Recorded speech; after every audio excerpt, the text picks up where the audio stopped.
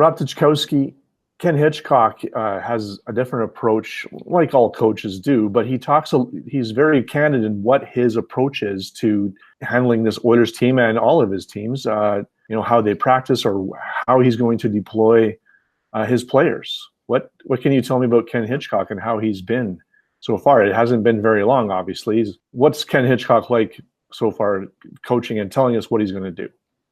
Well, he's a very engaging coach and a very engaging person. So, and he's got a long, proven track record. So when he speaks, people listen, and he'll get your attention and keep it. And his philosophy is, it seems obvious now, but maybe it hasn't in the past, that this isn't a tremendously skilled hockey team. You've got Connor McDavid and Leon Draisaitl and Nugent Hopkins, and once you get a little bit below that, there isn't a whole bunch there. So if you want to be this fast-paced, up-tempo offensive team, you're not going to succeed that way.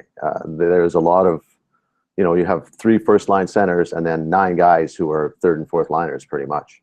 A couple of guys get hot here and there, but over the long haul, there aren't, a lot of 20 goal scorers in your bottom 9. So, it's his reputation is what it is. He preaches playing sound fundamental defense, and his philosophy is, when you have the puck, it's about you.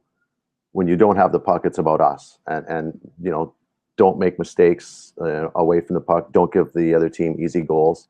So that's where a lot of the focus is going to be. You watch an Oiler game, and they'll score their share of nice goals, but they'll also give back some really easy ones that could be avoided if they were just a little more fundamentally sound, fundamentally conscious in their own end. And that's what he's going to try and get across now. It won't be a massive overhaul in the system, but in your own end and in the neutral zone, and approaching the other team's zone, you just have to be a little smarter and maybe a little more conservative sometimes.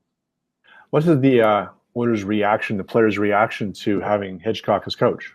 It's a bit of a whirlwind. Like originally, McClellan was a very popular coach. Everybody liked him. He engaged with his players, and he got to know them on a personal level. And it's the players' fault in large part whenever a coach gets fired. So there's some hurt, there's some embarrassment there. There's some empathy for Todd McClellan.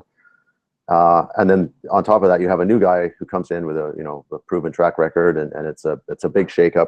It's been a lot for them to process, but by and large, they welcome it, because if a guy's going to come in and try and make them better, you have to embrace that. And Hitchcock, everywhere he goes, he makes his teams better. Maybe not a lot of Stanley Cups, but one is enough. He's won one, and he's got his teams into the playoffs. He's always has a winning record. So you get somebody like that coming into your room saying that I'm going to try and make you guys better. If you don't embrace it, it's on you. So, so far so good. There's always Hitchcock has a shelf life.